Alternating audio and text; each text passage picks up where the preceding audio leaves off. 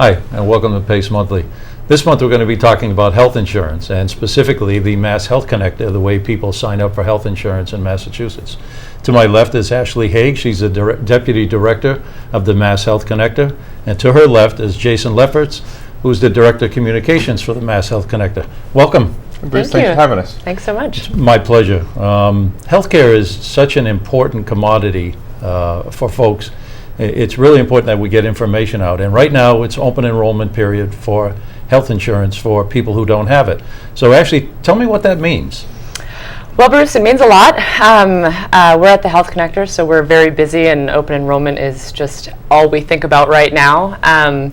Open enrollment runs from November 15th through February 15th, and like you said, it's the time for people who don't have access to insurance through their job or through their spouse or something like that, who buy it on their own or who might need help paying for it, so maybe seeking some financial assistance to come through the new and revamped Massachusetts Health Connector website, submit an application, shop if they need to, select a plan, pay their premium, and get insured.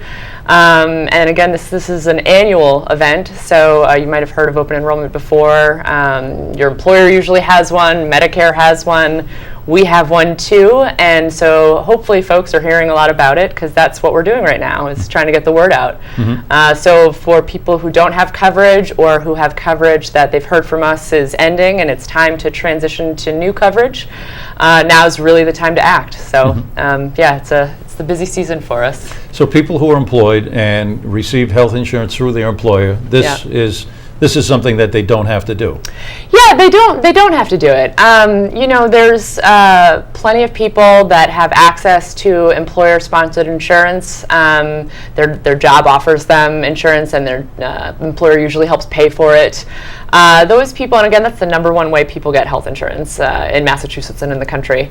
So they don't need to do anything, but certainly if they're struggling to contribute to that employer insurance, they can always check us out. There's some special rules, but for the most part, yeah, if you have employer insurance, I'm betting it's pretty good, and you don't necessarily need to act through us right now. Mm-hmm. Jason, this is the second year of the Massachusetts implementation of the Affordable Care Act. I know the first year didn't go off very well because of problems with the website, but things are doing much better this year. Yeah, we have a new online marketplace this year. It's working much better for people. Last year was frustrating for us. It was frustrating and aggravating for the people who were trying to use the system.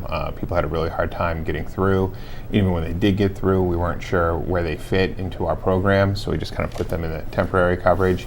And since then, there's been more confusion, more frustration, because we've been sort of telling people we'll get back to you, and now we're getting back to them. Now we are saying now's the time. You need to submit a new application, and we're going to put you in your permanent coverage, and this is where you belong. And this is whatever it is going to be great coverage, or through Mass Health or the Health Connector. It's really good coverage, and that's what we're trying to do. We're trying to make healthcare as accessible and affordable as we can for everybody. Now, Massachusetts had had universal health care several years prior to the Affordable Care Act, and that's where the problem came in, trying to link up the Massachusetts website into the Affordable Care Act website. No, our problems were mostly our own. We had an IT vendor that just didn't get the job done for us. The Affordable Care Act does a couple of really good things for people in Massachusetts. The first thing is it makes financial help more readily available to people, and that specifically is for people who are between 300 and 400% of the federal poverty level. Those people could not get help paying for their insurance before. Now they can, and I think in the first 3 or 4 weeks of open enrollment, we've had more than 600 people who have applied and gotten that help. So we're really excited about that. The other big change for us, this go around in particular, is in the past, if you wanted to apply for help paying for your insurance, you had to fill out a paper application, and it would take a month or more for that to be reviewed and find out where you belonged. Now, when you go online and you fill out the application on your computer, you will find out instantly where you belong, and that's and now it works. We know that it works. This go around, and that's huge for us. That was the most important thing we were missing before, and it's the most important thing that we have now.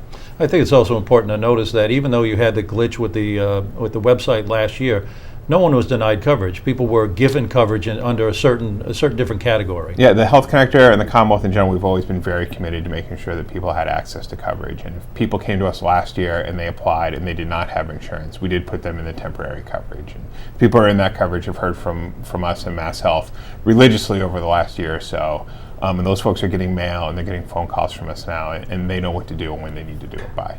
Yeah, the biggest thing right now for us is to get the message out that the website is working, and that the people that we secured coverage for during the year, now is the time to act. Come back to us. Again, the real-time application ready for you. We've had over 150,000 of our targeted population that we're asking to do something already act in the first 25 days of open enrollment, which That's is pretty fantastic. awesome. That's Yeah. absolutely great. It's fantastic, but we have a lot more to do, so keep the momentum going. And the website's user-friendly. It is user-friendly. There's sort of a lot of easy navigation. We've taken great pains to work with our consumer advocate community, and real people, real members come in and sit down and tell us very frankly, this works for me, this doesn't work for me. And when we can't make those changes to make something that may not read as easy as we want it to, we've been working really closely with people to design tutorials, videos, our favorite Getting Started guide, a guide that we sort of splash right at you as soon as you go to the homepage to basically give you everything you need to know. So if you have any questions or you're confused at any point in time, click Get Help and we'll get you pretty much a tutorial on every single question you could be asked in the application. So we try and really empower people to do it themselves if they want to. And another thing that's been really important to us this year that we really learned about last year, mostly because as people struggled with the website, they not only had questions about what was happening to them, but also what are the new questions I'm being asked on these applications. The Affordable Care Act is structured a little bit differently than the way that Massachusetts ran its programs before, so we ask for different information. So there's a lot of questions about that, and we realized that in-person help and one-on-one assistance is also really critical to helping people cross the finish line. So we've been promoting our navigators, other assisters in the community throughout the Commonwealth. And we've also got a nice feature on our website where you can put in your zip code and you can find the nearest place to you to go get help. Or you can call us and you can get help right over the phone. We've, how many times size of our call center? It's like 2 or 3 times the number of people taking We phone have calls upwards this year. of close to 300 people taking calls every day. Yeah, and over 5,000 calls a day we get every single they're very day. busy. So Now, being here in New Bedford, a kind of a gateway city, language, limited English proficiency is an issue for some of the folks, and Yep. you've addressed it on the website. yeah, well, so we can address it in a number of ways, and I can do some. I'll show you some things about the website in a little bit, but for people where English isn't necessarily the primary language that they speak, we have a little language button that has information and kind of a babble sheet of information about where to go to get more help. We have a lot of our materials translated online into Spanish, for example, so you can see some of that right here. But again, we also partner with not only our sister organizations that sort of, depending on where you are throughout the Commonwealth, they're kind of major value, not only value, but major value is the ability to offer support in multiple languages. And also our call center, when you call us, 1-877-MA-ENROLL, when you call us, most, if not nearly all, of our call center representatives are bilingual. And we also have a language line that can pretty much service any language in the Commonwealth. That's so, great. Yeah, So we're the excited. partner agencies that you're talking about are the Navigator Agency, which PACE is one of them. Yes. And I know the work that our staff have been doing and the time that they take with folks to understand, what they're applying for, what they're looking for, and what they need. And not everybody has computer access or computer literacy, so it's important on a certain level to have face-to-face. Yeah, it's critical. It's been very helpful. I know that PACE and our other navigators have been super busy in the first couple months of open enrollment and are booking appointments, a month, even 6 weeks down the road. The good news is the navigators have gotten a lot of training. They were able to use the system before it went live, so they had a pretty good handle on it when they started. We've held a couple enrollment events in the last few weeks that included some of our navigators in other parts of the state. And it was just great to see them there and working and helping out people. They just, they go through the application every day and they see the people who have sort of the more tricky setups. Quite honestly, they know the application, how to get through it better than Ashley and I, because, Ashley and I are doing our connector stuff over here. We're not sitting down every day with people. the client, So, so the navigators have been doing a fabulous job for us. I think in the first 3 weeks, they saw more than 1,500 people across the state. So I understand. we're really lucky to have them. Some help of us your out. open enrollment events have drawn hundreds of people. Yeah, we've had yeah. 2 so far. We were in Springfield a few weeks ago and in Boston this week. We've had more than 500 people come in and work on applications, whether with a navigator or with someone from the Health Connector. We're going to be holding an event in Fall River on January 12th at Bristol Community College. Just a chance for people to come, meet one-on-one with a navigator or sit down at a computer and work with Health Connector staff on getting through an application. Yeah. We'll have some food, some giveaways. Hopefully it's a little bit of fun, but we are going to make people eat their vegetables and get health insurance while they're Don't underestimate the food. The food is pretty good. The food is a draw, but I mean, in this day and age, with the cost of medical care, without health insurance, if someone has a catastrophic injury, they're financially ruined for life, essentially. Oh, absolutely. I mean, you break your arm, and it's for a lot of people, it's a financial breaker. But if you were really sick, absolutely. It's devastating. In Massachusetts, for a very long time, this has been a number one issue for the various administrations that have been running this Commonwealth, and making sure that the coverage people have access to is quality, and making sure that, if they do have something catastrophic happen to them, they're protected. That, is only further solidified under the Affordable Care Act, and it's our job to not only make sure that those health insurance plans and companies are committed to the same values, but that people can access that kind of coverage and understand what it means when they have it. So, and going back just as an example to the enrollment events, one of the other things we did is we had all of our participating health insurance companies there to answer people's questions about what it means to have a deductible or a copayment, but what does it also mean to have an out-of-pocket maximum so you don't have to worry beyond a certain threshold, and what does it mean to not have a benefit maximum for the year so that if something major does happen, you're still protected. And that's been, that's part of the conversation that we need to have. Once we get people to coverage, there's a whole other important part of the education and the management, which is understanding what your coverage is and how to use it. So well, you're both aware of the criticism nationally that that the Affordable Care Act has been under, because it's been called Obamacare, and it's almost a personality-driven hate, if you will, with some people. But there's lots of misconceptions about the number one, that is socialized medicine. I mean, you're talking about it. These are private insurance companies, Harvard Pilgrim, Blue Cross Blue Shield, et cetera, that are providing the healthcare insurance. The other thing was the statistic that really struck me when I heard it was the number one cause for personal bankruptcy in this country is medical bills. And it shouldn't be that way. And I know that's what the Affordable Care Act and what Massachusetts did years ago in trying to provide universal coverage so that people don't do that through no fault of your own. You trip, you fall, as Jason said, you break an arm, break a leg, and you're looking at tens of thousands of dollars in medical bills. That who can cover that? Yeah, I mean, look at our economy through the recession. We have over 97% of people insured, when you look at what's happening here in Massachusetts, and protecting people from bankruptcy for personal medical debt is, it's very important to the health of your community. So it's something that we take very, very seriously here, and it is really meaningful. Yep. All right, so let's take Check it step by step. Yeah, let's check out the website. I'm a person who's unemployed. I have no insurance, and I want to check out the website. What do I see when I get in? Okay, well, first things first, I should tell you the URL. So it's mahealthconnector.org. So when you go to the website, what we do, we've actually done a lot of things for very important reasons here. So the first thing we'll do is we'll put up a pop-up or a window that tells you, hey, welcome to the Health Connector. We're using a new website. It's really important for us to explain to people this is different. You're going to have a different experience. It's also really important because we have to let them know, don't use your same username and password from last year. It doesn't work.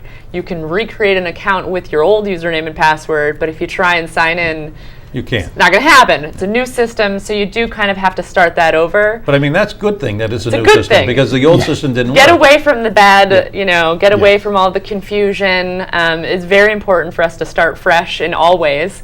Go That's ahead. something we heard in the first week or so of open enrollment. People were sort of complaining, I tried to use my old login and it doesn't work, Yeah. the system's broken. We're like, nope, it's a new system, you need a new login and a new password, just start over again. And trust us, that's better for you. Well, as you said, it's a new vendor. Yeah. It's someone new who created the software, created the programs and have it work. And we get it's a little confusing for people that are going back to the same website. There's probably a natural assumption that it's the same information, but it's considered to be a blank slate. Start from the very beginning. Yeah. Okay, so this is the first thing. Once you get the address in, Yeah, this is the first thing that comes up. you'll see. And the other thing that we really promote, and I think I already mentioned, is our Getting Started guide. So right here, we have a link to it. But before I go directly to that link, you can also see we have the banner up here. Before you apply, read our Getting Started guide. So we might be just hitting you over the head with this, but we think it's really helpful. And we've heard a lot of positive feedback that it is helpful to kind of orient people. What do I need to have in front of me if I'm going to do this application? You want your documents. You want to know if you're going to be looking for help to pay for your insurance. What is, what is your income? What are you making every month? What exactly is that figure? What does it look like? So I'll close out of this and just show you a little bit more about what the sort of homepage looks like. And by the way, again, plugging the enrollment events, we have the banner that moves through to talk about open enrollment and also just how to get help for coverage. So you see up at the top, we have our Read Our Getting Started guide. I think I can probably click another link. But overall here, what you're seeing is, so we have our Getting Started guide at the top.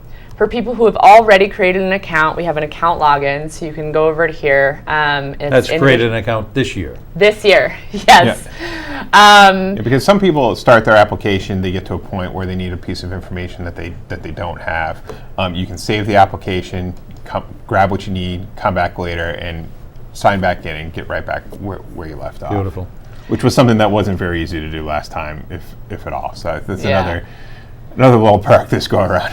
We've put a bunch of things on this homepage. So we also have a payment section where at any time after you've completed an application, if you want to go and make a payment, we have a pretty good user-proof screen which shows you exactly where to get the information you need to make that payment. What references, numbers do you need? The kind of like the check image with where's your router and account number. Well, we do that for kind of every single field there, so that we make sure you get everything that we want you to.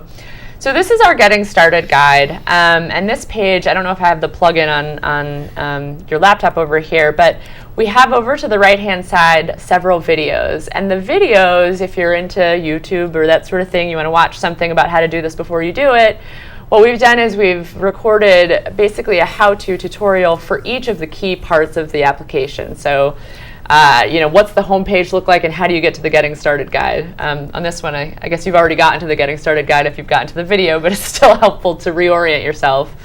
The next one is, how do you create an account? What kind of, how many capital letters and how many, special characters and numbers, etc. What do you need to do? A little notes, don't forget to write down what those security questions are so you don't get locked out someday. Mm-hmm. And these keep on going, and it tells you really important things about different phases in the application. Another thing that has been big for us is just making sure people know that, what are we doing behind the scenes when we're asking you certain questions, so that if you get stuck somewhere because we couldn't verify information that you provided to us, it's not because we don't know you exist, it's because the way you put the information, or maybe you've recently moved or something, we can't connect you one-to-one to who you say you are. So this is what that means, and here's what you need to do about it. But over here again, going back to the Getting Started guide, so the way that this works is it's really just kind of like an FAQ, and all of these links open up and close.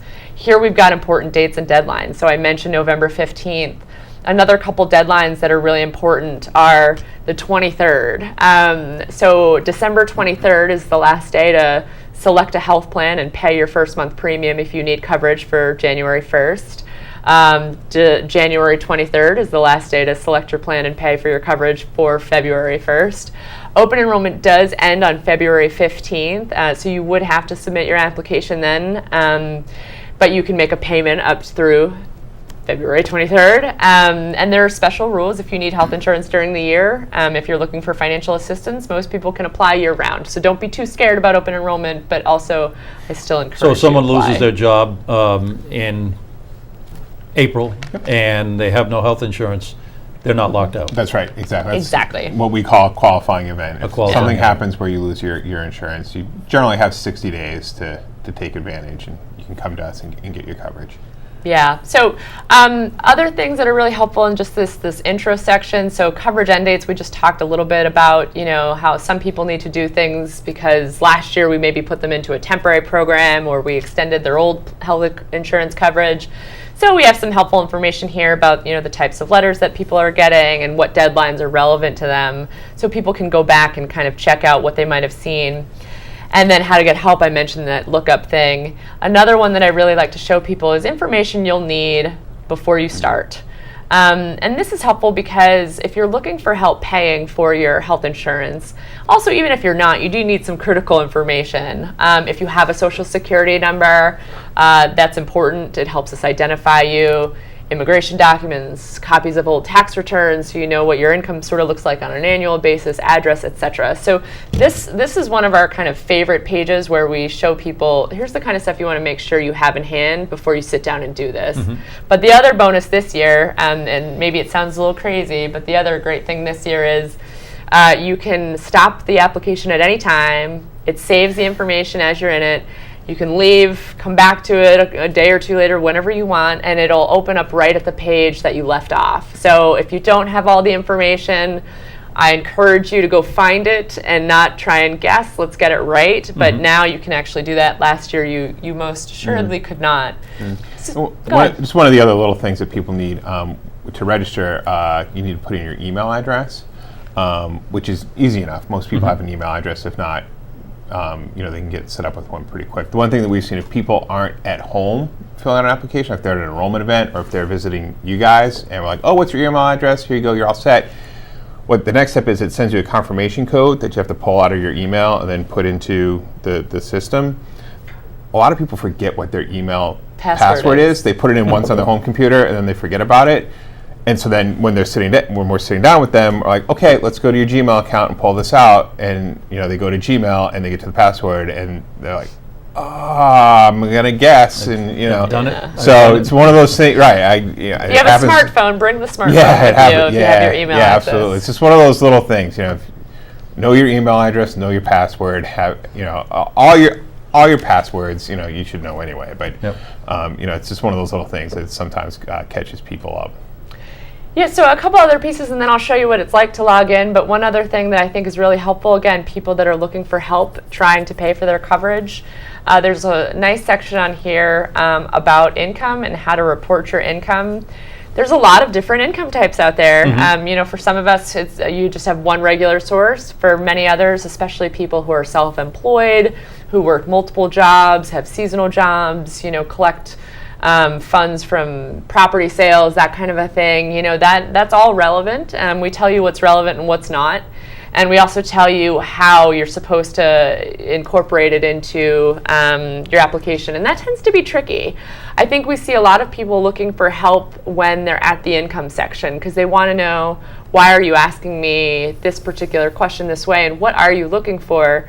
And it's not always intuitive because we're asking questions that are supposed to capture every possible configuration of income source, and so a lot of stuff may not apply to you, and that's okay. Well, income is so important because it then kicks in the subsidy. And the Exactly. income limits are fairly fairly broad. Yeah, they are. And there's all range and manner of incomes that could be eligible for assistance, especially now that the Affordable Care Act is here. And so it's really worth taking the shot to see if you're eligible, because you may very well be, and you may have no idea because you were never eligible before. Yep. But let's not forget, when we're talking about programs where people up to 400% of the poverty, so for a family of one, we're looking at what, $46,000 a year. These people work. They have jobs. Absolutely. They may not have employer coverage through their jobs, but they're working. They have income. But guess what? You might also be eligible for some assistance to help you pay every month. Yep. So we do a guide like this where we show you, with little how-tos, what are you supposed to put in that line? What are we asking for? And here's more information. So again, I just really encourage people, one, come check us out, especially if you've gotten a letter or a phone call or a door knock or whatever else we're doing to outreach you, then definitely please come check us out. Or go to a navigator. Or go to a navigator, there's all sorts of, as we said, there's tons of help out there. So I'm just going to show you, I'm trying to do this the shortest way, but maybe that's not right. So let's go back to our home page, and we can try and sign in, and I'll just give you a brief look. We can't go through the whole application, that would take a little bit longer. But just to give you a sense, when people land on the home page, and of course they've listened to us and now they've read every single word of the Getting Started guide, so they could practically assist someone else at this point. But here I'm gonna pretend like I didn't read the starting guide and click Start My Application and move forward. So what this is going to do is it's going to bring us to another page, which is really where the application activity begins. It hides behind what's our home page, and it's where a couple of things can happen. You can either go back into your account if you've already created one this year. You can create a new account. You can also shop or browse insurance plans anonymously. So we don't ask for your email or any of that stuff. We ask for some information to help us figure out what the plan might cost. That's over here on this View Health and Dental Plans Anonymously, so you can do that. That's actually a pretty great tool to get a sense of what kind of prices might you be looking at, what kind of companies offer health insurance in your area, so you can start to do a little bit of that shopping. You can also do kind of a best guesstimate of whether you might be eligible for financial assistance. This, it's not perfect. It asks you some basic questions to give you a directional sense of what you might be eligible for, but it's a good way to kind of determine whether or not you're going to go forward with the longer application seeking assistance. And don't let me discourage anyone, it's not that much longer. Or if you really just don't need to and you want to move on and just kind of apply without looking for any help paying out of your pocket. So signing in, we're going to sign in with my account. I haven't submitted my application for health insurance because I am currently covered. But I do keep an active account always so that I can kind of play around and see what the questions are like and see if we need to create any new user guides or getting started guide articles. So don't worry about most of this information, it's all made up. I was not born on January 1, 1940. Thank God I wasn't either. My phone number is not 555-1212. But anyway, at this point what you're seeing looks like it says OptumID. That's actually just a service we use to create a very high privacy protected account creation system. So I like to remind people that it's still us, even though it looks like there's different logos. When someone's creating this on their own, they will have gone through and sort of answered a lot of questions to set this up. So I don't know if we're actually going to have any time to get too much further into what this looks like, but you can see there's a lot of security. Sensitive questions. Yeah, the security is important. And it has been from the beginning, and we know that people are nervous about it, but we haven't had any issues with protecting people's information. So don't be afraid at this point to give us the information we need to get you covered. Well, the critical point is that people get a chance to look at the different plans. Again, going back to the criticisms, one of the fallacies was that the president said, if you like your plan, you can keep it. And I think he would admit that he misspoke, because a lot of the plans that were out there, not in Massachusetts, but a lot of plans that were out there excluded certain coverages. So they didn't Right. meet the qualifying criteria for a comprehensive plan. And then when people got upset that geez, I lost my insurance plan, but yeah, if you would have broken a leg, and if you would have looked at your policy, it didn't cover that. It only Exactly. covered certain things. Yeah, a lot of people figured that out. Maybe after they saw what was actually out there and what was required. They realized that what they had before wasn't even really in health insurance. It was sort of, if you get in a car accident or a full body cast, some of this might be covered, kind of thing. But the politics of it on the national level is still there. I mean, when the Republican-led Congress has voted over 50 times to repeal the CARE Act, they still keep repeating these fallacies. Sure. The good news for us is that we've seen it work. We know that people are able to get really good coverage. And we have support in this community. And In it's- Massachusetts, we have the support of the health insurance companies, the consumer advocates, the folks on Beacon Hill, both sides of the aisle. It doesn't matter that we've seen strong support for healthcare reform, and we're looking forward to continued support. And we have a new governor coming in who We ran a do. healthcare company. He's a So healthcare gonna be man. right on it. Yeah, so that's Well, great. and I know we probably could have been going on for another half hour in looking at the website Yeah. and going into it, but we'll have you back for another show. But I want to thank you for coming down to New Bedford and sharing with us, because Massachusetts has been a leader and continues to be a leader in healthcare. And thanks to both of you for coming down. Thank you so there. much great. for Thanks having for us. having us. Really appreciate it. Thanks. Thanks for watching Pace Monthly, and we hope you get some good information out of this, and hope you watch us next time.